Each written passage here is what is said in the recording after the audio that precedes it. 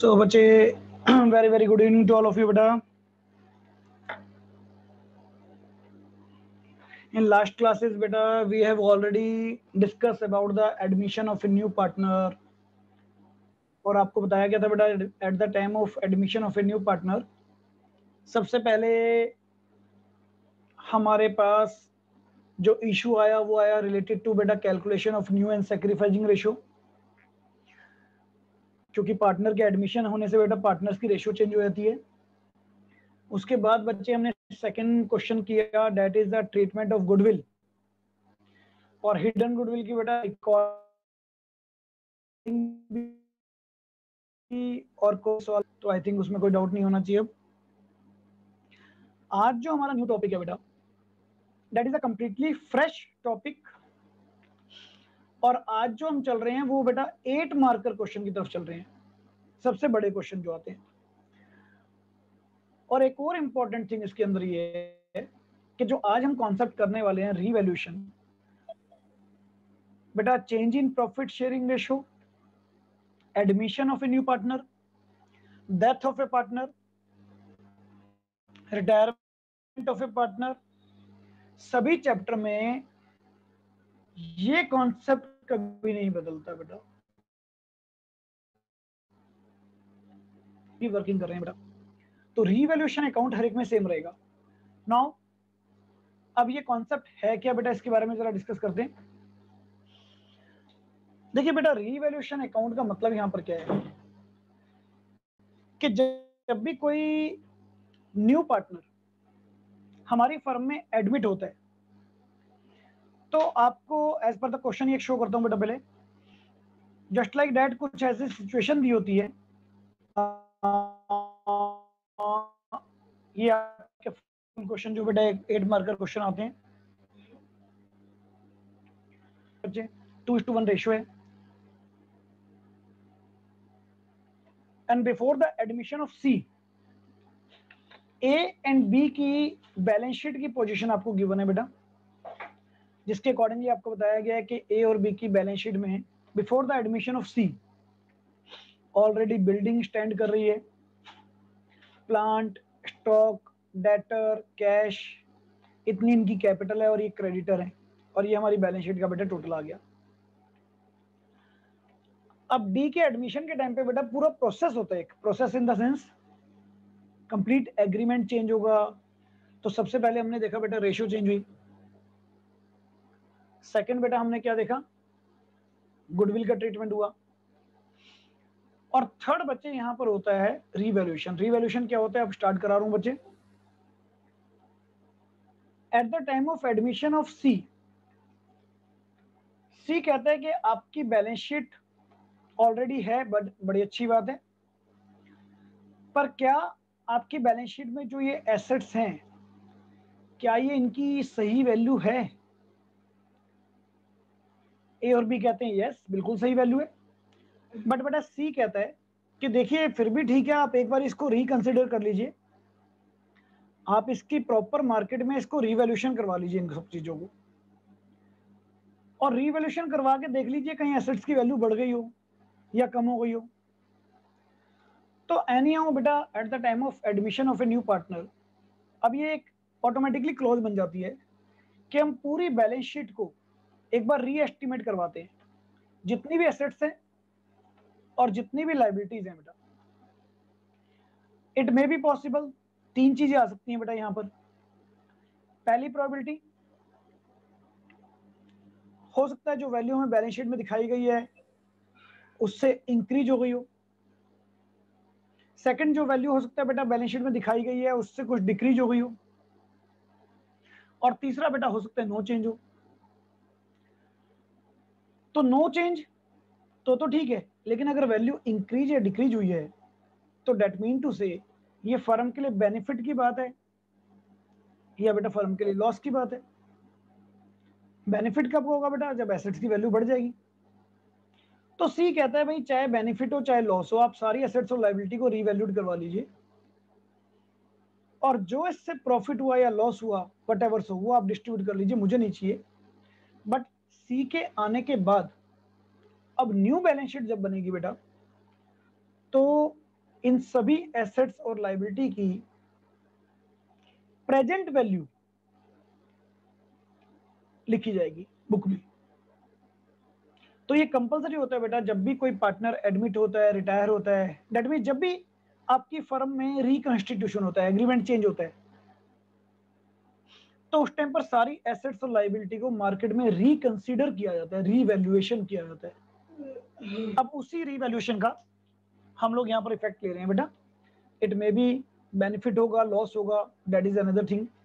अब कोई भी क्वेश्चन, जैसे जैसे हम आगे क्वेश्चन की तरफ बढ़ेंगे, तो देखिए आपको बता रखा है सी एडमिट हुआ है, सी इतनी कैपिटल आया है, सी इतनी गुडविल आया है और उसके बाद देखिए बेटा, स्टॉक, प्लांट, मशीनरी की वैल्यू कह रहा है भाई इतने परसेंट से रिड्यूस हो गई है। अब आपके पास ये पावर नहीं है बेटा कि ये क्वेश्चन आप पुट अप करें, सर रिड्यूस क्यों हो गई है, और रिड्यूस हो गई तो हो गई बेटा, आपको तो गिवन इन्फॉर्मेशन को फॉलो अप करना है। अब इन्होंने कहां पर इसकी असेसमेंट करवाई, कहां रिवैल्यूएशन करवाया, हमारे लिए कोई मतलब नहीं है बेटा। मीनिंग इज दैट के स्टॉक की वैल्यू, प्लांट की वैल्यू, मशीनरी की वैल्यू आज 5% कम हो गई है। तो बेटा सी कहता है कि 5% वैल्यू कम करके दिखाइए आप, और इसका जो भी लॉस है वो आप बेयर कर लीजिए, और अगर कोई प्रॉफिट होगा तो वो भी आप बेयर कीजिए। ऐसी बेटा डेटर्स में से बैड डेट्स हो गए हैं, ऐसी बिल्डिंग एप्रिशिएट हो गई है, तो आपको लाइक डेट इस तरह से बच्चे कुछ एंट्रीज दी जाएंगी। खैर अभी ये तो फुल क्वेश्चन है बेटा, इसमें तो टाइम लगेगा आने में। फिलहाल तो जो मैं प्रेजेंटली कराना चाह रहा हूँ वही कराऊंगा बेटा, सिर्फ आपको कॉन्सेप्ट समझाऊंगा आज रिवैल्यूएशन के, और आज हम रिवैल्यूएशन से रिलेटेड ही कॉन्सेप्ट करेंगे पूरे। तो सबसे पहले हमें कंसीडर किस पे करना है कि जिन एसेट्स और लायबिलिटी की वैल्यू चेंज हो गई है eight the time of admission of new partner.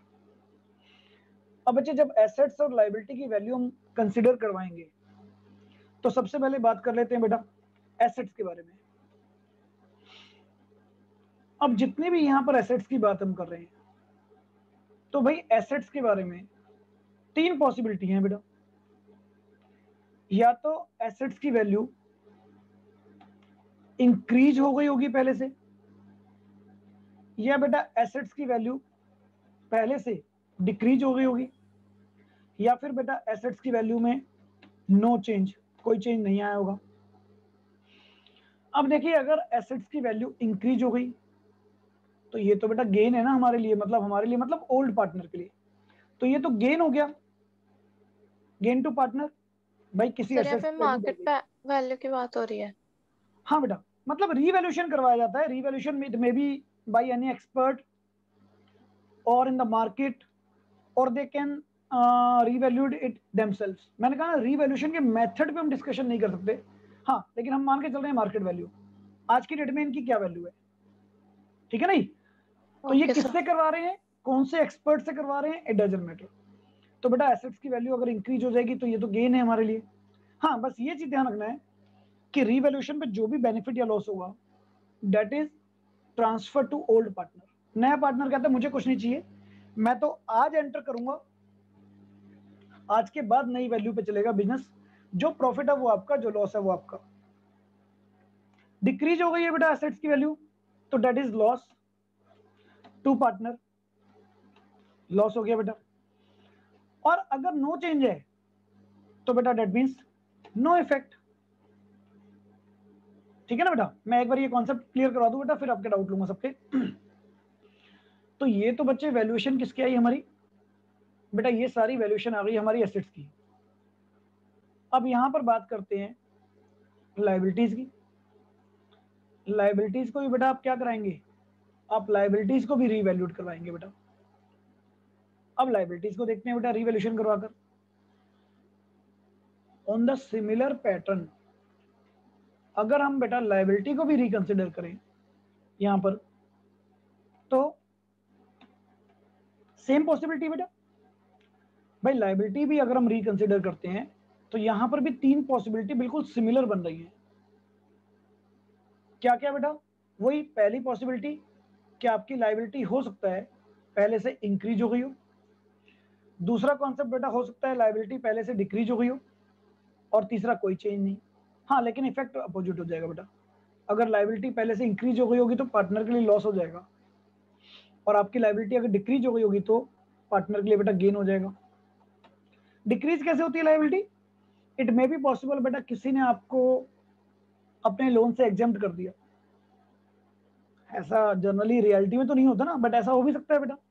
मान लीजिए आपने किसी की पेमेंट देनी थी 10,000 क्रेडिटर की, और भाई ड्यू टू लॉकडाउन वो बेचारा बिजनेस ही बंद करके भाग चुका है, अब जा चुका है, तो बेटा आपको तो पेमेंट भी नहीं देनी पड़ेगी अब। तो that is example of decrease in liability. तो मैं बार बार कह रहा हूं बेटा, हमें इस पे डिस्कस नहीं करना कि डिक्रीज क्यों हुई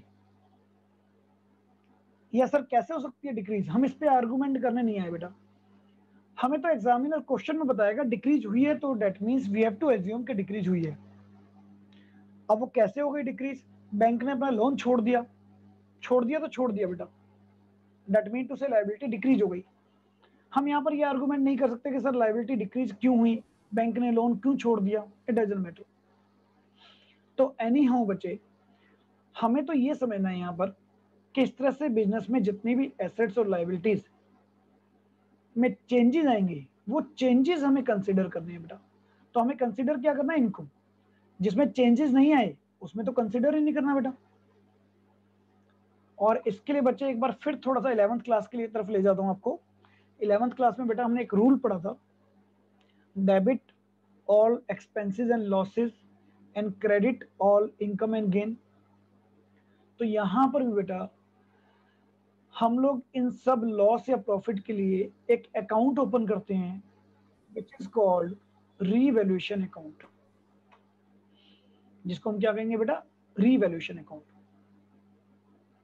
अब यहां पर इस पूरे पैटर्न का मीनिंग क्या हुआ बेटा? रीवैल्यूएशन अकाउंट, एक अकाउंट ओपन कर दिया गया एसेट्स और लायबिलिटी को रीवैल्यूएशन करने के लिए। It is a nominal account. जब भी लॉस होगा तो बेटा रीवैल्यूएशन अकाउंट क्या होगा, डेबिट होगा क्रेडिट होगा, डेबिट। और जब भी प्रॉफिट होगा तो रीवैल्यूएशन अकाउंट क्रेडिट हो जाएगा। कैसे डेबिट या कैसे क्रेडिट होगा बेटा? एक बार जनरल एंट्री देख लेते हैं। सबसे पहले अगर हमें गेन होगा, सॉरी लॉस होगा, तो बेटा इसका मतलब we can say revaluation account that should be debit. क्या होगा बेटा, डेबिट हो जाएगा जी, रीवैल्यूएशन अकाउंट डेबिट। गेन कब होता है बेटा, टू एसेट्स अकाउंट।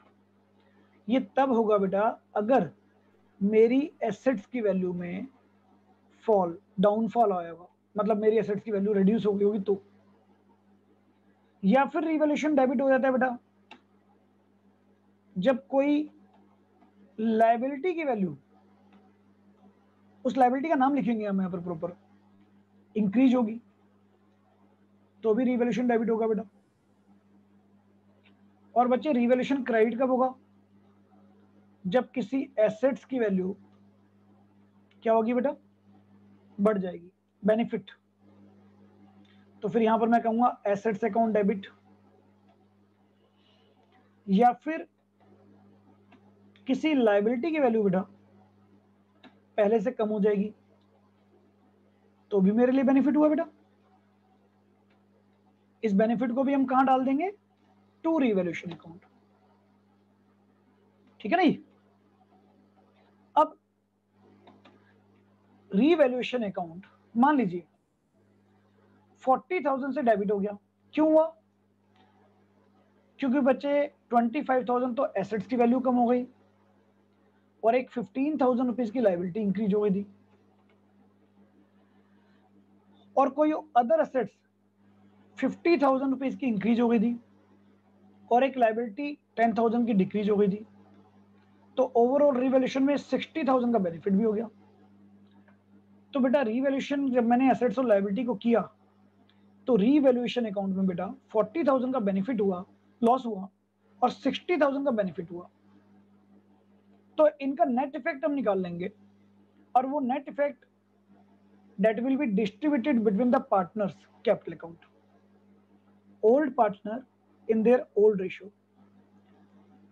तो जैसे हम बेटा प्रॉफिट एंड लॉस एप्रोप्रिएशन का प्रॉफिट बांटते हैं, 11th क्लास में पी एंड एल अकाउंट का प्रॉफिट बांटते थे, सेम वैसे ही तो यहां बेनिफिट हो रहे हैं। तो that means revaluation account debit, आपको जितना भी प्रॉफिट हो रहा है बेटा इसको मैं ट्रांसफर कर रहा हूं कहां पर, पार्टनर्स कैपिटल अकाउंट में, to X capital account, example ले रहा हूं बेटा सिर्फ यहां पर, टू वाई कैपिटल अकाउंट। मान लीजिए एक्स और वाई ओल्ड पार्टनर है इन देयर ओल्ड रेशियो। अब जो प्रॉफिट आएगा उसको मैं डिस्ट्रीब्यूट कर दूंगा इन दोनों पार्टनर की बेटा ओल्ड रेशियो में। मान लीजिए रेशियो इक्वल है। तो देखिए यहां पर क्या हो रहा है, रीवैल्यूएशन में बेटा लॉस हो रहा है, यहां पर क्या हो रहा है, रीवैल्यूएशन में गेन हो रहा है, और यहां पर नेट इफेक्ट निकाल लिया मैंने बाद में कि जी फाइनली नेट इफेक्ट क्या हो रहा है जी, गेन, क्योंकि गेन ज्यादा हो रहा है ना बेटा। तो इस तरह से हमें ये चीजें बताई जाएंगी कि कौन सी एसेट्स डिक्रीज हो रही है, कौन सी लायबिलिटी इंक्रीज हो रही है, या कौन सी एसेट्स इंक्रीज हो रही है, या कौन सी लायबिलिटी डिक्रीज हो रही है। आपको ये समझते हुए बेटा भाई जर्नल एंट्री पुट करनी है अकॉर्डिंग टू डेट कि रीवैल्यूएशन अकाउंट डेबिट कब होगा बच्चे, जब जब हमारे लिए लॉस होगा, हमारे लिए मतलब फर्म के लिए, ओल्ड पार्टनर के लिए। और बेटा लॉस कब होगा, मैंने आपको बता दिया कि एसेट्स की वैल्यू कम होगी या लायबिलिटी की वैल्यू इंक्रीज होगी। इसको कोई लर्न करने की जरूरत नहीं है बेटा। आपका खुद का अगर बिजनेस है तो सीधी सी बात आप समझिए कि आपकी एसेट्स की वैल्यू अगर कम हो जाएगी तो आपके लिए लॉस, अगर आपकी लायबिलिटी की वैल्यू बढ़ जाएगी तो आपके लिए प्रॉफिट। तो ये तो बेटा बेसिक इफेक्ट था हमारा जर्नल एंट्री से रिलेटेड, मतलब रीवैल्यूएशन से रिलेटेड। अब साथ साथ हम एक और चीज समझ सकते हैं कि बेटा आगे आगे हम इसका लेजर अकाउंट भी बनाएंगे जिसको हम कहते हैं यहाँ पर रीवैल्यूएशन अकाउंट। तो सर ये इसमें भी कोई नरेशन लिखना होगा? क्या बेटा? सर नरेशन लिखना होगा इसमें? बेटा नरेशन जहां भी जर्नल एंट्री करोगे लाइफ टाइम लिखनी होती है, नरेशन कभी भी जर्नल एंट्री से अलग नहीं होती, ठीक है ना। सर बट क्या आई थिंक, नरेशन होगी? हाँ मैं वही कहने वाला था बेटा, आई थिंक मुझे अब नरेशन बेटा बताने की शायद जरूरत नहीं होनी चाहिए। अगर वहां पर लिख रखा है प्लांट 10% से डिक्रीज हो गया तो आप क्या लिखोगे बेटा, being decrease in value of plant, being decrease in value of plant charge from revaluation account. वो मैं लिखवा दूंगा जब क्वेश्चन कराऊंगा, एक एक फॉर्मल लिखवा दूंगा, देन आपको क्लियर हो जाएगी, ठीक है ना बेटा। और या फिर आप एग्जांपल से भी रीड कर सकते हैं बेटा। नरेशन बार बार बताता हूं बेटा आपको, नरेशन में आप कोई भी सेंस लैंग्वेज यूज कीजिए प्रॉपरली, बस वो लिंक होनी चाहिए अच्छी, एग्जामिनर को मीनिंग क्लियर होना चाहिए आपने एंट्री क्यों की है। अच्छा अब इसकी लेजर पोस्टिंग बेटा वो भी इजी है। सर ये ओल्ड प्रॉफिट शेयरिंग रेशियो में बांट देता है ना always revaluation? Always always old ratio में। और बच्चे पूरी पार्टनरशिप में ना अगर आप काउंटिंग करोगे 4 चैप्टर में तो डेट्स प्रॉमिस टू यू, आप काउंटिंग कर लेना 150 रिवैल्यूएशन अकाउंट बनाओगे कम से कम आप। तो परफेक्शन तो अपने आप ही आएगी, लेकिन जितनी जल्दी ले आओगे बेटर है, क्योंकि इसमें लैंग्वेज में प्रॉब्लम आएगी आपको भी। अब लेजर पोस्टिंग क्या है बेटा, सिंपली रीवैल्यूएशन अकाउंट डेबिट हो रहा है, तो डेबिट होने का मतलब क्या है बेटा, मैं यहाँ पर आपको लिखना नहीं है, ब्रैकेट में आपके लिए समझाने के लिए लिख रहा हूँ बेटा, जितने भी हमें लॉस होंगे, मतलब आप यहाँ पर लिखोगे टू एसेट्स, जब भी बेटा क्या होगी, वैल्यू डिक्रीज होगी, टू लायबिलिटी, कब लिखोगे बेटा, जब भी वैल्यू लायबिलिटी की इंक्रीज हो जाएगी, मतलब लॉस। और क्रेडिट साइड में सेकेंड एंट्री पोस्ट हो जाएगी बेटा, रीवैल्यूएशन अकाउंट यहाँ क्रेडिट हो रहा है, तो बाई एसेट्स, जब भी बेटा एसेट्स की वैल्यू इंक्रीज होगी, और बाई लायबिलिटी, जब भी बेटा लायबिलिटी की वैल्यू डिक्रीज हो जाएगी। तो जितनी भी वैल्यू आएंगी बेटा वो हम यहां पर लिखते जाएंगे।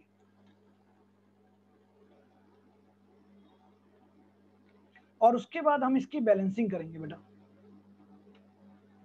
तो जब बच्चे बैलेंसिंग करेंगे हम तो सेम वही, या तो प्रॉफिट आएगा या लॉस आएगा। तो यहां पर आया तो बेटा वही प्रॉफिट जिसको कि एक्स और वाई पार्टनर में उनकी रेशियो में डिस्ट्रीब्यूट कर दिया जाएगा, और दिस साइड तो बेटा लॉस जिसको कि पार्टनर में डिस्ट्रीब्यूट कर दिया जाएगा। तो that is a basic concept. बाकी तो बेटा देखो क्लियरिटी तो अब क्वेश्चन करेंगे अब हम, लेकिन ये काम जब भी हमारी पार्टनरशिप में चेंज आता है, चाहे पार्टनर एडमिट हो, चाहे रिटायर हो, चाहे डेथ हो, चाहे प्रॉफिट शेयरिंग रेशियो चेंज हो, as per the T S Grewal chapter 3 हो, चैप्टर 4 हो, चैप्टर 5 हो, चैप्टर 6 हो, ये हमेशा काम जरूरी होता है बेटा कि जितनी भी एसेट्स और लायबिलिटी है उनको रिवैल्यूड किया जाता है। सो अब इसको समझेंगे कैसे हम, क्वेश्चन के through. But before that any query, तो बेटा आप अब पूछिए। सर हाँ जी बोलिए बेटा। सर हम रीवैल्यू तब करेंगे जब पार्टनर डिमांड करेगा।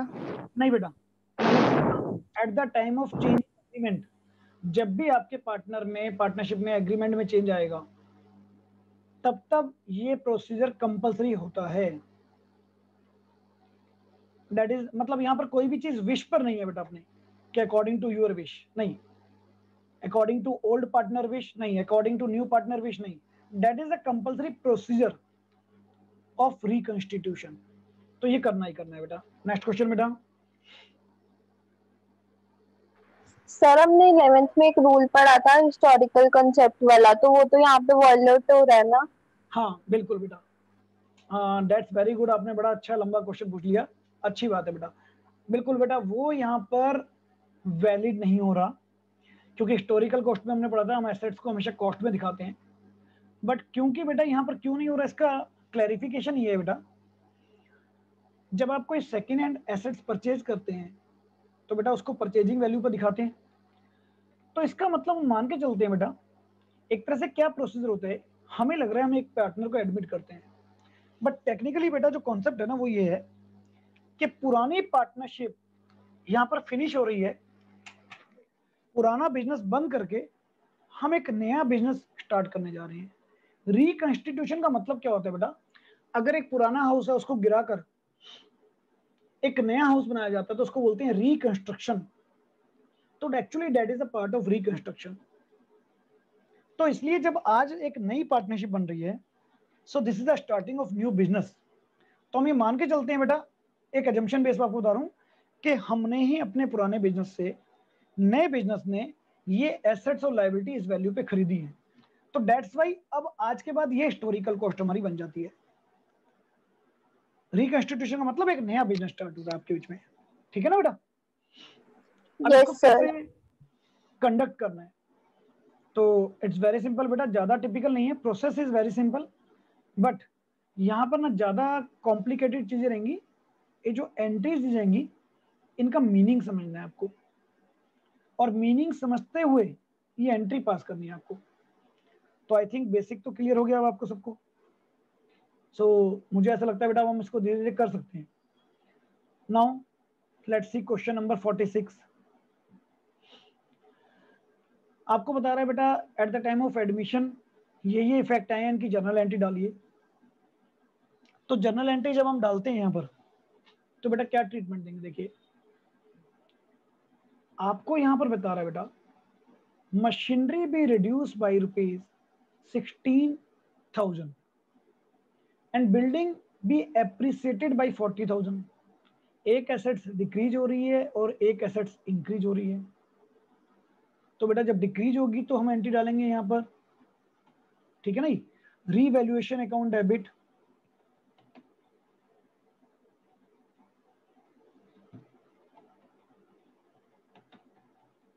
टू कौन सी एसेट डिक्रीज हो रही है बेटा, मशीनरी अकाउंट। कितने रुपए से बच्चे डिक्रीज हो रही है, 16,000 रुपीज आपको दे रखा है जी। तो 16,000 रुपीज से ये वैल्यू डिक्रीज हो रही है, राइट। अब ये सारी चीजें बेटा एक्चुअली डिक्रीज हो रही हो चाहे इंक्रीज हो रही हो, हम ट्रांसफर कर रहे हैं किस अकाउंट में, रीवैल्यूएशन अकाउंट में। रीवैल्यूएशन अकाउंट हमने एक बैग बना दिया, इसमें ट्रांसफर करते जाते हैं। आप सिर्फ नरेशन इतने भी लिख देंगे ना, being machinery was reduced by 16,000, तो भी नफ है। आप लिख देंगे being reduction in value of machinery transfer to revaluation account, तो भी नफ है बेटा। बिल्डिंग इंक्रीज हो रही है बेटा, तो building account debit to revaluation account बेटा, क्योंकि बिल्डिंग यहां पर इंक्रीज हो रही है। तो इट डिपेंड, बिल्डिंग कितने से इंक्रीज हो रही है, 40,000 से, so that is a profit for the firm. Next entry बेटा, ये तो कोई हमारा पार्ट 1 बेटा, पार्ट 1 में 2 एंट्री थी, ठीक है ना। नाउ द पार्ट 2 कह रहा है बेटा a provision for bad debts is to be created 5% on debtor, और डेटर हमारे यहाँ बेटा 80,000। सो बच्चे डेटर पर अगर आपको प्रोविजन बनाना है तो इज डेट लॉस और बेनिफिट? जी बेटा लॉस है ना, लॉस होगा बेटा। अच्छा अब ये एसेट्स कम हो रही है, लायबिलिटी इंक्रीज हो रही है बेटा? लायबिलिटी इंक्रीज, एसेट्स कम हो रही है। एसेट्स कम हो रहे हैं। जी, दोनों का बेटा न्यूमेरिक मीनिंग तो यहाँ पर सेम है, क्योंकि बात तो वही होती है यहाँ पर अकाउंटिंग पॉइंट ऑफ व्यू से डेटर में से, क्योंकि प्रोविजन को हम डेटर से कम करते हैं, लेकिन एक्चुअली बेटा लायबिलिटी इंक्रीज हो रही है। हम डेटर्स में से प्रोविजन फॉर बैड डेट्स को सब्ट्रैक्ट करते हैं, लेकिन actually provision for bad dates एक लायबिलिटी ट्रीट होती है बेटा। हम अपने ऊपर ये बर्डन ले लेते हैं कि भाई इतना पैसा मेरा डूब जाएगा, ठीक है ना। तो एनी हाउ चाहे एसेट्स इंक्रीज डिक्रीज मान लो, चाहे लायबिलिटी डिक्रीज मान लो, सॉरी लायबिलिटी इंक्रीज मान लो, लॉजिक तो वही आएगा बेटा, रिवैल्यूएशन डेबिट होगा, पर टेक्निकली इसको हम कहेंगे हमारी ये लायबिलिटी इंक्रीज हो रही है, क्योंकि जितने भी हमारे प्रोविजन और रिजर्व होते हैं ना, these are the part of liability actually. तो 80,000 का 5% यानी कि 4,000 रुपए हमें डेटर डूबने का खतरा सर टू डेटर्स नहीं कर सकते? नहीं बेटा, यही समझाना चाह रहा हूँ। अगर आपने 2 डेटर कर दिया तो बिल्कुल 0 मार्क्स। 2 डेटर का मतलब बेटा आपने डेटर कम कर दिए, और प्रोविजन का मतलब मे बी कम हो सकते हैं, तो यहाँ डेटर नहीं करेंगे बेटा। अगर यह प्रोविजन की जगह क्वेश्चन में कहता there is a bad debts, तो हम डेटर कम करते बेटा। बैड डेट्स का मतलब होता है पैसा डूब चुका है, और बच्चे प्रोविजन का मतलब होता है पैसा डूब सकता है, ठीक है बेटा। अब नेक्स्ट बेटा क्या बता रहा है आपको इसके अंदर, आगे जो हमें कॉन्सेप्ट बता रहा है एज पर द क्वेश्चन 46 बेटा, वो हमें यहां पर बताता है जी कि जी प्रोविजन फॉर वारंटी हम इंक्रीज कर रहे हैं। तो अगेन बेटा what is mean by provision? Liability. हमने कोई वारंटी के लिए प्रोविजन बनाया होगा और उसको हम इंक्रीज कर रहे हैं, तो सेम बेटा लॉस हो रहा है जी, ठीक है नहीं। फिर क्या करोगे? फिर रिवैल्यूएशन डेबिट करोगे। तो यहां पर भी बच्चे एंट्री नंबर 3 अगर मैं डालूं तो the same thing, revaluation account debit to provision for warranty, कितने रुपए से? 12,000 से। सर एक बार और बता दो। लायबिलिटी इंक्रीज हो रही है बेटा आपकी। प्रोविजन फॉर वारंटी मतलब आपने किसी को वारंटी दी है। वारंटी का मतलब क्या होता है बेटा? जैसे कि आपने कहा भाई अगर ये आपके पैसे नहीं देगा तो मैं दे दूंगा, तो बेटा आपके ऊपर ये एक तरह से कंटीजेंट लायबिलिटी की तरह रहती है कि भाई अगर उसने पैसे नहीं दिए तो मुझे पे करने पड़ेंगे। तो कई बार कंपनी उसके लिए प्रोविजन बना लेती है पहले से ही, तो that is called provision for warranty, that is your liability. इसके बाद फोर्थ में, हाँ जी बेटा बोलिए। सर एक बार बैड डेट्स वाला दोबारा बता दीजिए। बेटा बैड डेट्स वाला आपको बताया था, पैसा डूब रहा है, डूबने के चांस है, तो पैसा डूबने के चांस है तो दैट मीन्स आपकी लायबिलिटी बन रही है। अभी आप प्रोविजन बना रहे हो, डूबा नहीं है पैसा, तो इंक्रीज इन लायबिलिटी, आपकी लायबिलिटी इंक्रीज हो रही है। मतलब मैं यहाँ पर आपको फिर बता देता हूँ अगर डाउट है तो, इस चीज को समझाने के लिए बेटा, यहाँ पर आपकी एसेट्स डिक्रीज हो रही है, यहाँ पर आपकी एसेट्स इंक्रीज हो रही है, यहाँ पर आपकी लायबिलिटी इंक्रीज हो रही है, यहाँ पर आपकी लायबिलिटी इंक्रीज हो रही है। आई थिंक आपको हेल्प करेगा बेटा साइन। अब बेटा 4 नंबर, अब ये थोड़ा सा समझ के चलना बच्चे। Furniture book value 50,000 is to be reduce by 40%। और नेक्स्ट क्या कह रहा है बेटा? Furniture book value 50,000 is to be reduce to 40%। ये तो दोनों लाइन शायद रिपीट हो गई ना बेटा, ऐसा लग रहा है, या कोई डिफरेंस है बेटा? सो बाय और टू, बाय और टू। और ये बेटा पूरे चैप्टर में ध्यान रखना, ये बाय और टू। बाय का मतलब होता है बेटा, अगर आप इसको ट्रांसलेट करेंगे तो बाई का मतलब होता है इतने रुपए से, इतने रुपए से कम हो गई, और टू का मतलब बच्चे होता है इतने रुपए तक, इतने रुपए तक कम हो गई। तो मतलब ये है कि 2 का मतलब अब 40% हो गई, तो अब 40% हो गई तो रिड्यूस कितने से हुई बेटा? 60% से, और बाई का मतलब इतने से डिक्रीज हो गई। अब समझिए, कोई चीज मान लीजिए 10 रुपीज की है, एक मैं कहता हूं बेटा इसकी वैल्यू 4 रुपए से कम हो गई, 4 रुपीज से डिक्रीज हो गई, तो मैं कहूंगा the value of this thing reduce by 4 rupees. और एक मैं कहता हूं बेटा ये 10 वाली आइटम आज मार्केट वैल्यू उसकी 4 रुपीज हो गई, तो मैं कहूंगा it is reduced to 4 rupees, तो मतलब 6 रुपए कम हुए। तो ये दोनों लाइन देने का मतलब ये है आपको लैंग्वेज की फाइंड आउट करने में हेल्प करेगी। तो पहली entry revaluation account debit to furniture account. अब बेटा मजे की बात, एंट्री तो दोनों में सेम डलेगी, दोनों में मीनिंग तो एक है, कम हो रही है, लेकिन फर्स्ट में बता रहा है 40% से कम हो गया, यानी कि 20,000 रुपीज, और बच्चे सेकंड में बता रहा है 40% तक कम हो गया, तो तक का मतलब अब इतने का हो गया, तो 50,000 का 40% 20,000, तो 50 वाली चीज 20 की हो गई तो 30,000 कम हो गया बेटा। तो बाई और टू थोड़ा सा बेटा सेंटेंस मीनिंग केयरफुली रीड कीजिएगा, बस दैट्स इट, और कुछ नहीं समझना इसमें आपको ज्यादा। तो यहाँ पर लैंग्वेज का ही पूरा गेम आएगा, और थोड़ा सा लैंग्वेज को बेटा प्रॉपरली एक एसेस कर लेना, एस्टिमेट करके फिर क्वेश्चन सॉल्व करना। सर हाँ जी बेटा। सर जो हमारे डेटर होते हैं उसको हम ऐसे ट्रीट करते हैं, अगर बैड डेब्ट है तो फिर हमारा एसेट डिक्रीज हो जाता है, तो आप लायबिलिटी क्यों बोल रहे हो? मैंने आपको बताया ना बेटा, एसेट्स डिक्रीज नहीं हुई, प्रोविजन का मतलब है इट मे बी। प्रोविजन हम डेटर पे नहीं बनाते एक्चुअली प्रोविजन का मतलब हम अपने ऊपर एक लायबिलिटी क्रिएट कर रहे हैं कि डेटर ने वो पैसा नहीं दिया तो मुझे अपनी फर्म को वापस करना पड़ेगा।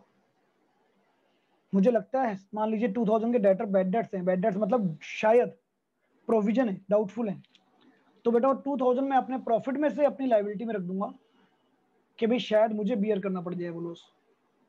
सो प्रोविजन का मतलब यही तो समझा रहा हूँ बेटा, बैड डेट्स और प्रोविजन फॉर बैड डेट्स दोनों में डिफरेंस होता है। तो provision is always a liability.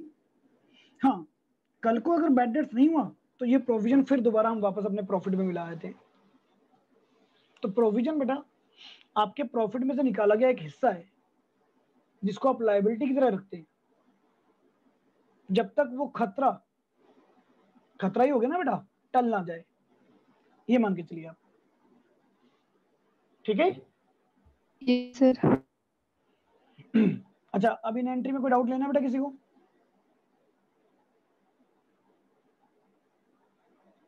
चलिए इसके बाद बेटा लेजर पोस्टिंग अभी कोई जरूरत नहीं है, हालांकि लेजर पोस्टिंग अब सबको आ गई होगी बेटा।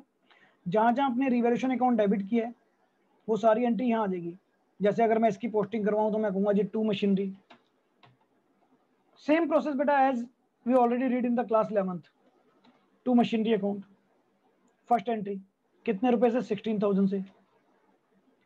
उसके बाद बेटा बिल्डिंग डेबिट हो रही है बेटा, रिवैल्यूएशन क्राइटेरिया है बाय बिल्डिंग अकाउंट, कितने रुपए से बेटा? 40,000 से जी।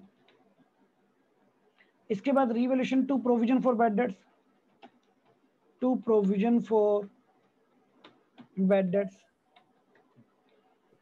कितने रुपए से बच्चे? 4,000 रुपीज से। इसके बाद बेटा revaluation debit to provision for warranty, provision for warranty कितने रुपए से बच्चे? 12,000 से। ये सब हमारे लॉस हो रहे हैं बेटा। उसके बाद revaluation to furniture, to furniture, इसके बाद भी टू फर्नीचर, एक फर्नीचर था बेटा 20 से और एक फर्नीचर था 20 से। तो इस तरह से बच्चे ये सारे लेजर पोस्टिंग हो गई हमारी जितनी भी एंट्री हमने करी।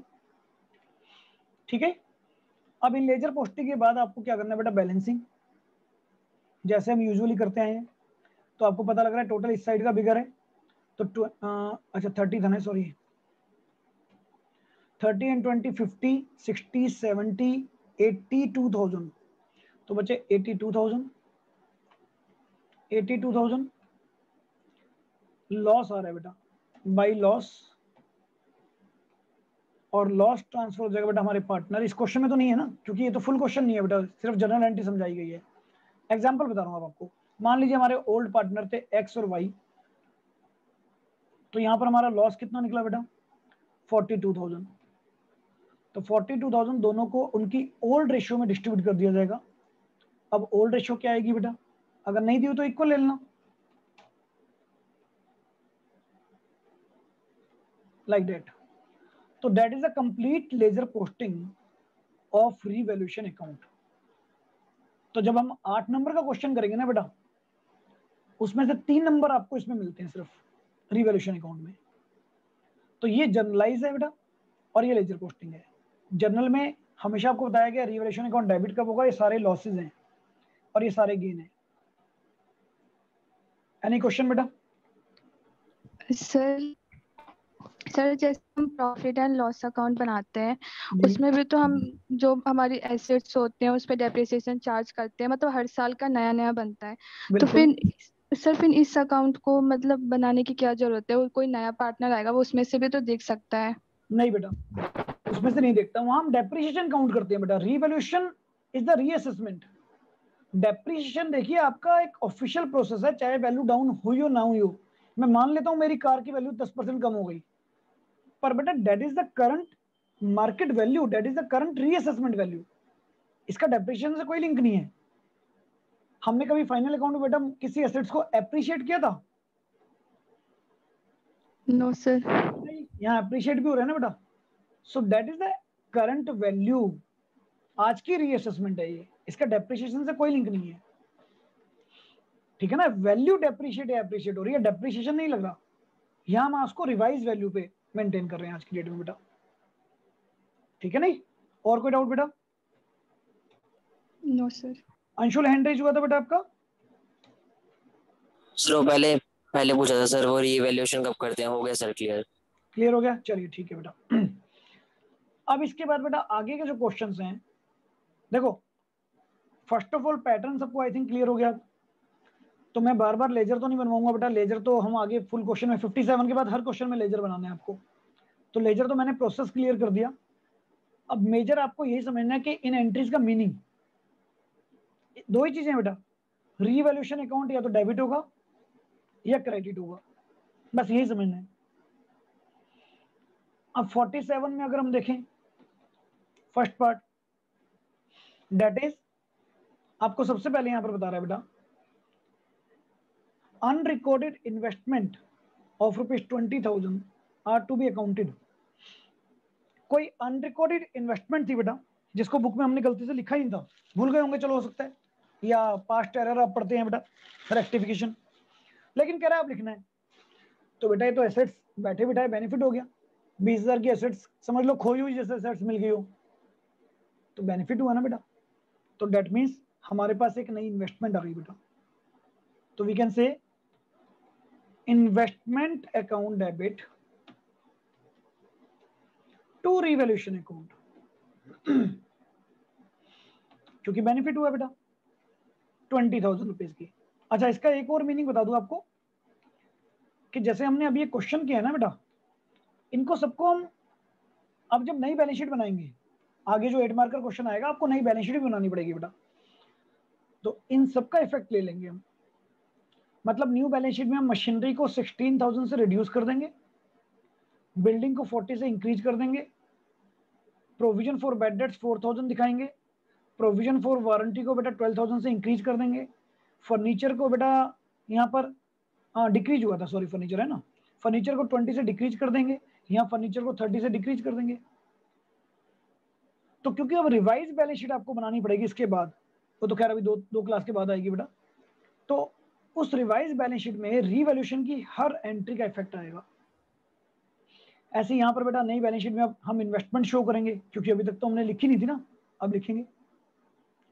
ऐसी बेटा अनरिकॉर्डेड लायबिलिटी कोई थी, अनरिकॉर्डेड का मतलब क्या होता है बेटा, it is just like past error या कुछ भी कह लीजिए, जो बाय मिस्टेक रिकॉर्ड करना हम भूल गए थे, तो अब रिकॉर्ड करनी पड़ेगी।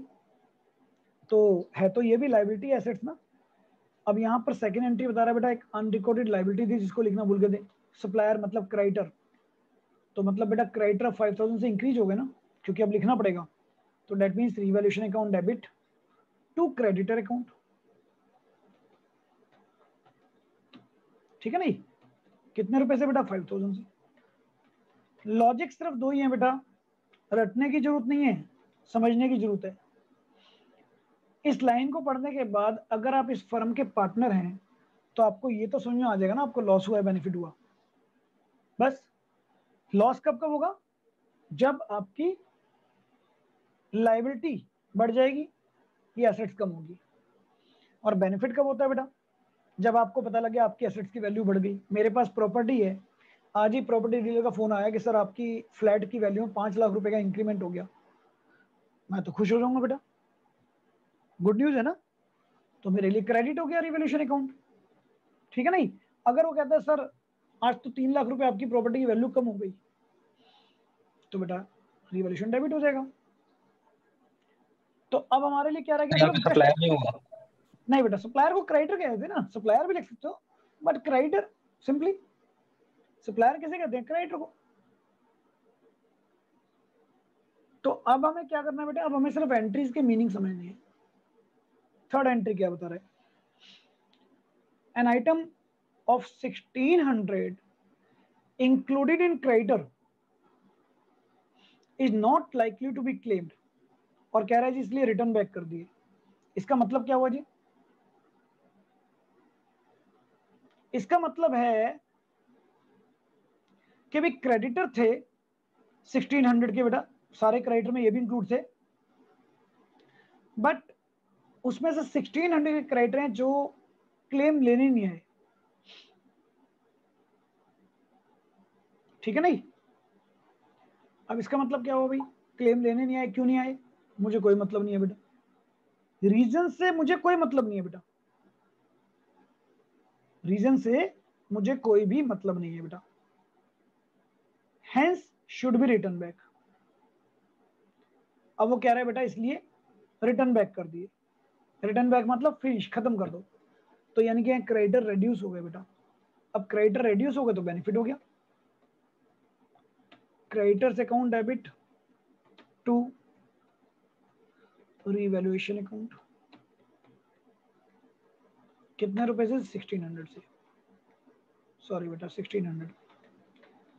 अच्छा यहां पर एक और चीज बता दूं, ऐसे क्वेश्चन में आपको कोई प्रॉफिट या लॉस निकालने की जरूरत नहीं है बेटा, जैसे मैंने प्रीवियस क्वेश्चन में समझाया था आपको,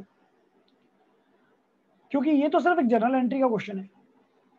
प्रॉफिट और लॉस वहां निकाला जाता है जहां पर आपको बताया जाएगा किसकी फर्म है, क्या पार्टनर है, एक्सेट्रा। तो यहाँ तो बस 3 नंबर का क्वेश्चन 3 एंट्री ऐसे आ सकता है ये वाला क्वेश्चन तो सिंपली, ठीक है बेटा। एनी डाउट, सेकंड एंट्री बता दो दोबारा। बेटा कह रहा है कि क्रेडिटर कोई लिखने से रह गए थे, अब उसको रिकॉर्ड करना है। अब अगर जी क्रेडिटर लिखने से रह गए थे और अब रिकॉर्ड करना है, तो बेटा इसका मतलब क्रेडिटर इंक्रीज हो गए ना मेरे, जो मेरे माइंड से स्किप हो गए थे लिखने, तो बेटा इसलिए उसको मैं लिख रहा हूँ अब क्रेडिटर को, क्रेडिटर इंक्रीज हो गए, और नेक्स्ट में क्रेडिटर डिक्रीज हो गए। और कोई डाउट? सर इसमें लेजर पोस्टिंग नहीं करनी? लेजर पोस्टिंग तो बेटा प्रीवियस में भी नहीं करनी थी, ये तो मैंने आपको समझाया। आपको क्या करना है, पास द जर्नल एंट्रीज, ये तो मैंने आपको समझाया है। जब तक आपको पार्टनर के बारे में बता ही नहीं रखा होगा, कौन पार्टनर है, उनकी क्या रेशियो है, तो बेटा प्रॉफिट और लॉस डिस्ट्रीब्यूट किस में करोगे आप, है ना। तो वो तो फुल क्वेश्चन आएंगे जब लेजर पोस्टिंग होगी बेटा, ये तो मैंने इमेजिनरी फैक्ट ले लिया ना। तो यहां पर भी आपको क्या क्या करता है, पास द जर्नल एंट्रीज।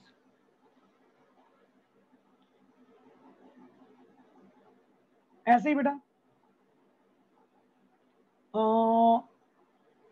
थोड़ा सा लेवल हाई कर दूं, चलो अभी थोड़ी सी टिपिकल एंट्रीज आ गई हैं बेटा, चलिए ट्राई करते हैं। 48 क्वेश्चन बेटा, 48 क्वेश्चन कह रहा है बेटा, पार्टनर एडमिट हुआ है। अब रिवैल्यूएशन में बेटा नई रेशियो से कोई मतलब नहीं होता, क्योंकि रिवैल्यूएशन का हिसाब किताब पुराने पार्टनर से चलता है। एंट्री क्या बता रहा है बेटा, इसको रीड करो। कह रहे हैं जेड के एडमिशन के टाइम पर डेटर और प्रोविजन फॉर बैड डेट्स हमारी बुक में इतने से एग्जिस्टिंग थे, दिखा रखे थे आपने बैलेंस शीट में, बट अब ऑल डेटर आर गुड, सारे डेटर अच्छे हैं, जर्नल एंट्री करो। बेटा जब सारे डेटर अच्छे होते हैं तो हम 11th क्लास में पढ़ के आए हैं, क्या हमें प्रोविजन की जरूरत होती है? नो नहीं होती नहीं। इसका सिर्फ सेंटेंस का मीनिंग ये है कि जो प्रोविजन बना रखा था उसको हटा दो, मतलब लायबिलिटी जो बना रखी थी उसको हटा दो, ठीक है नहीं। अब liability provision for bad dates थी, लायबिलिटी हटानी है तो बेटा बेनिफिट हो गया, क्योंकि कोई डेटर बुरा है ही नहीं।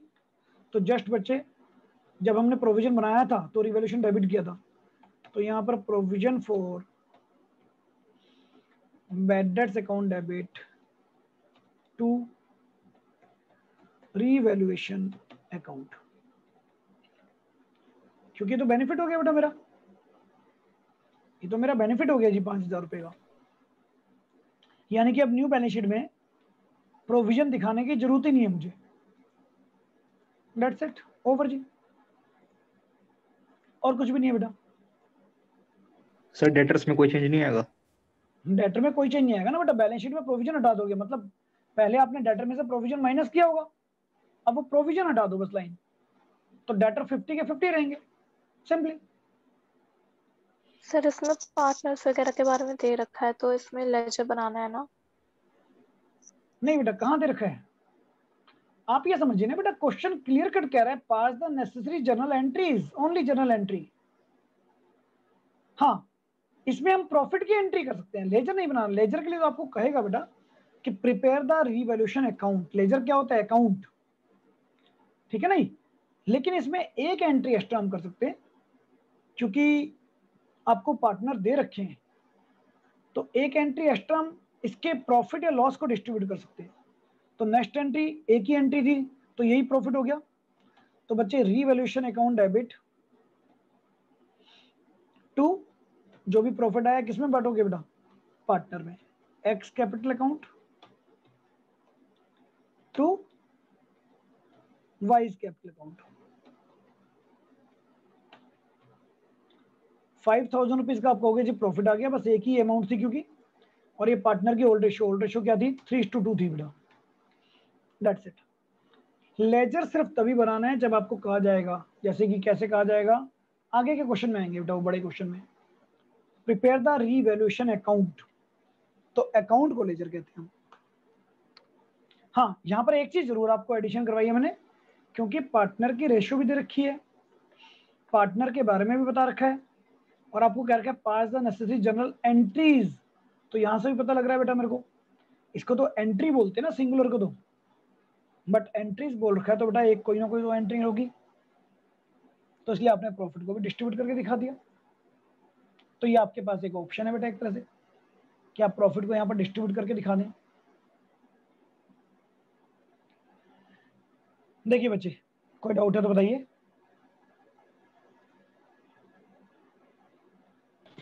सर ये 50,000 क्यों नहीं लिया आपने, ये 5,000 की जगह? क्या बेटा दोबारा बताओ। सर ये एग्जिस्टेड एट 50,000 जो है, ये आपने क्यों नहीं लिया है? बेटा डेटर तो 50,000 के ही, प्रोविजन 5,000 का था। अब अगर सारे डेटर गुड हैं तो जो प्रोविजन फॉर बैड डेट्स था वो खत्म करना पड़ेगा ना बेटा। सिर्फ डेटर कैसे खत्म कर दोगे? डेटर तो भाई पैसा लेना ही आपने। ओके सर, ठीक है नहीं। अब बेटा आगे 49, मतलब रिलेटेड टू डेट, बस यही कॉन्सेप्ट है बेटा ये तो रिवैल्यूएशन का। आज आप रिवैल्यूएशन ही कंप्लीट करना। अब आगे जो हम करेंगे उसके अंदर बेटा रेशियो का भी यूज होगा, गुडविल का भी यूज होगा, ठीक है ना, रिवैल्यूएशन का भी यूज होगा, कैपिटल अकाउंट का भी यूज होगा, और बैलेंस शीट का भी यूज होगा। तो वो पूरा 8 मार्कर क्वेश्चन हमारा बन जाता है, जो आना ही आना है इस चैप्टर में से, फिक्स है एवरी टाइम। अब इसके अंदर बेटा क्वेश्चन नंबर 49, लेट्स सी क्या कहता है बेटा। क्वेश्चन नंबर 49 भी देखते हैं, चलो। एक्स एंड वाई पार्टनर है बच्चे यहां पर। जेड एडमिट हो रहा है 1/4 पर। Eight the time of admission of Z, stock जिसकी बुक वैल्यू 1 लाख थी 40% से रिड्यूस हो गया, फर्नीचर भी रिड्यूस हो गया, पास द नेसेसरी जर्नल एंट्रीज। तो बेटा कितनी एंट्री यहां पर डालो बेटा, 2 या 3? How many number of journal entry to be put बताओ? 3 है ना। 2 तो इसकी आई और एक रिजल्ट जो प्रॉफिट या लॉस होगा हमें, क्योंकि पार्टनर की रेशियो वगैरह सब दे रखी है बेटा। तो पहले तो स्टॉक रिड्यूस हो गया और फिर फर्नीचर भी रिड्यूस हो गया। अच्छा दोनों रिड्यूस हुए तो यू कैन कंपाउंड इट, आप कंपाउंड कर सकते हैं बेटा, दोनों रिड्यूस हो गए ना। तो revaluation account debit to stock account to furniture account.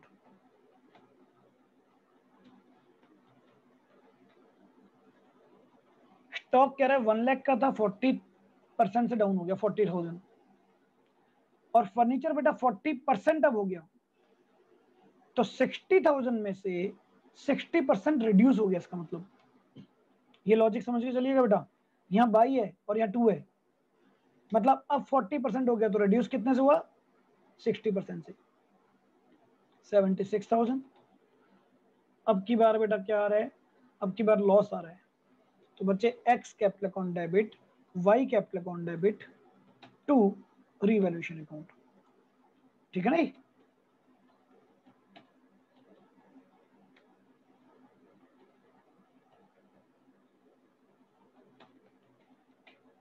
How much? 76,000 rupees को बच्चे, क्योंकि जो लॉस आया है पार्टनर की रेशियो में डिस्ट्रीब्यूट कर दीजिए। रेशियो क्या है हमारे पास बेटा? 3:2। सो डेट मीन्स हम यहाँ पर क्या करेंगे, इनकी रेशियो में डिस्ट्रीब्यूट कर लीजिए 45,600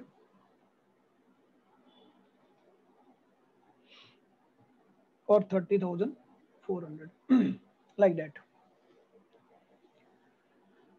So this is the concept of revaluation account. Any doubt बेटा? तो आज आप रिवैल्यूएशन के सारे कॉन्सेप्ट कर सकते हैं। नेचुरल है बेटा, कुछ डाउट किसमें आएंगे? ट्रांजैक्शन को समझने में, ट्रांजैक्शंस को समझने में डाउट आएंगे। और ये रिवैल्यूएशन तो बेटा आज क्या डेट है? 2 जून। 2 जुलाई भी याद कर लीजिएगा जब तक रिवैल्यूएशन हम बनाते रहेंगे, क्योंकि मैंने क्या बताया, हर क्वेश्चन में रिवैल्यूएशन बनाना है। आगे के जितने भी आप अकाउंट देख लीजिए, 104 जितने भी क्वेश्चन दे रखे हैं, वहां तक बेटा रिवैल्यूएशन का कॉन्सेप्ट चलता रहेगा, ठीक है नहीं। अभी बेटा इस साल के लिए कुछ मीटिंग्स हो रही थी सीबीएसई की, तो जैसा कि मैंने आपको बताया था कि चांसेस हैं इस बार भी कि एक सजेशन ये आ रहा है कमेटी का कि आपका same 30% syllabus as previous year continue किया जाए रिड्यूस पर। तो इन द मीन टाइम को क्लियरिटी आएगी तो ठीक है बेटा। इस चैप्टर में से जो लास्ट टॉपिक था आपका, दैट इज कैपिटल एडजस्टमेंट, जो कि आपका शायद बेटा इस चैप्टर में कहाँ होगा, 75 के बाद होगा शायद, ठीक है ना। तो वो लास्ट ईयर बेटा डिलीट था, तो जब तक हम 75 के बाद कैपिटल एडजस्टमेंट पे पहुंचेंगे तो तब तक क्लियरिटी आ गई तो ठीक है, नहीं तो फिलहाल हम इसको भी स्किप करके चलेंगे, क्योंकि 90% सेम सिलेबस आपका रिड्यूस होना है बेटा। लेट विल सी, जैसे जैसे न्यूज आएगी बेटा, ठीक है ना। तो ये रिवैल्यूएशन अकाउंट है बेटा। अब नेक्स्ट क्लास आपकी क्या करेंगे हम लोग, हमने रेशियो भी कर ली, चलो गुडविल भी कर ली, रिवैल्यूएशन भी कर लिया। अब रिवैल्यूएशन के डाउट तो बेटा भी आते रहेंगे। नेक्स्ट क्लास में आपने अपने प्रॉफिट में से बेटा अगर जनरल रिजर्व निकाला होगा, निकालते हैं ना जनरल रिजर्व, ऐसी कुछ और रिजर्व निकाले होंगे, तो बेटा पार्टनर सोचते हैं कि यार नए पार्टनर के आने से पहले इसको तो हम खुद डिस्ट्रीब्यूट कर लें, ये तो हमारा प्रॉफिट है। तो नेक्स्ट क्लास जो रहेगी बेटा वो आपकी रहेगी कि न्यू पार्टनर के आने से पहले के जो भी प्रॉफिट और लॉसेज हमारी बैलेंस शीट में पहले से ही हैं, उनको ओल्ड पार्टनर कैसे डिस्ट्रीब्यूट करते हैं, और वो बेटा चैलेंजिंग वर्क है। तो एक एक टॉपिक है बेटा यहाँ पर। तो फिलहाल आप कहाँ तक क्वेश्चन करेंगे जी आज? एक तो इनको रिवाइज करना सारे क्वेश्चन जो आज करवाए हैं, राइट, और रिवैल्यूएशन के क्वेश्चन के अकॉर्डिंगली। अच्छा एक चीज कर सकते हो आप, देखो बहुत अच्छा होमवर्क दे रहा हूँ, क्योंकि बेटा रिवैल्यूएशन में परफेक्शन तो करनी है ना, रिवैल्यूएशन में परफेक्शन तो करनी है। आप चाहें तो बुक के जितने भी इलस्ट्रेशन है, अब आगे क्वेश्चन देखो सब में क्या आएगा बेटा, रीवैल्यूएशन तो आएगा, हर क्वेश्चन में रीवैल्यूएशन बनाना है आपको आगे। तो इसमें बाकी एंट्री तो अभी नहीं समझ सकते लेकिन कम से कम रीवैल्यूएशन को चाहो तो सॉल्व कर सकते हो। देखो तो लैंड बिल्डिंग प्रोविजन, ठीक है ना, ऐसी एंट्री। अभी डाउट तो नहीं लूंगा मैं इनके, पहले ही बता रहा हूं बेटा, लेकिन नॉलेज बेस पर करना चाहो इनको रीड कर सकते हो, इनके एग्जांपल जो है अंदर, हर एक में रीवैल्यूएशन अकाउंट बनाना ही बनाना है अब आपको। ठीक है बेटा, तो ओवर कर रहा हूं, नेक्स्ट क्लास में बेटा मिलते हैं एक नए टॉपिक के साथ। ओके।